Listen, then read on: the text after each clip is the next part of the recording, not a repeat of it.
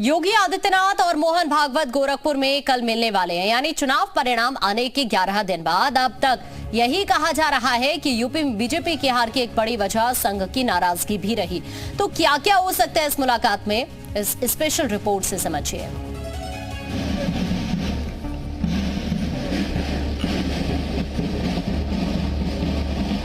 पिछले 3 दिनों से संघ प्रमुख मोहन भागवत गोरखपुर में।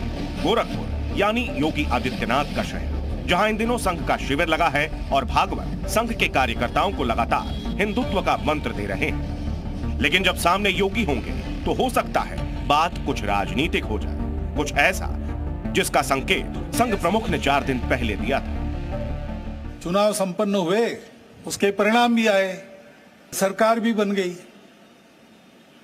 ये सब हो गया, लेकिन उसकी चर्चा अभी तक चलती है। जो हुआ वो क्यों हुआ, कैसे हुआ, क्या हुआ।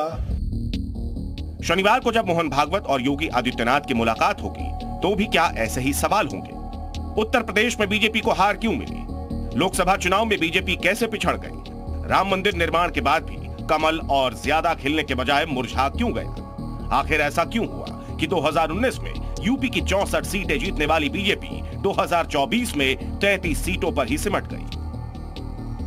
इन सवालों पर चर्चा की संभावना इसीलिए ज्यादा है क्योंकि चुनाव परिणाम के बाद से ही ये कहा जा रहा है कि उत्तर प्रदेश में बीजेपी के खराब प्रदर्शन की एक बड़ी वजह संघ की नाराजगी भी है। 4 दिन पहले संघ प्रमुख ने मणिपुर की अशांति का जिक्र किया था। ऐसा कहा गया कि ये मैसेज सीधे तौर पर मोदी सरकार के लिए था। अगर वाकई संघ बीजेपी के बड़े नेताओं से नाराज है तो क्या जब योगी आदित्यनाथ भागवत से मिलेंगे तो उनकी नाराजगी दूर करने की कोशिश करेंगे?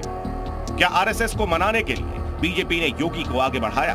क्या अगले चुनाव में योगी आदित्यनाथ को संघ का साथ मिलेगा? योगी हो या मोदी, लखनऊ से दिल्ली तक इस समय बीजेपी का टॉप ऑर्डर ये पता लगाने में जुटा है कि यूपी में इंडिया गठबंधन ने धूल कैसे चटा दी। यूपी की हार पर बीजेपी 3 तरह की रिपोर्ट तैयार कर रही है। पहली रिपोर्ट जो प्रत्याशी चुनाव हारे उनकी, दूसरी रिपोर्ट बीजेपी की उस स्पेशल टीम की ओर से तैयार की जा रही है जिन्हें अलग अलग लोकसभा क्षेत्र में कल से भेजा जा रहा है, और तीसरी रिपोर्ट मंडल स्तर पर तैयार करवाई जा रही है।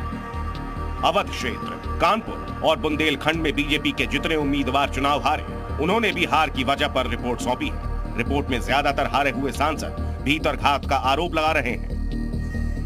भीतरघाती नहीं कह सकते, वो तो सामने वाले घाती हो जाते हैं ना।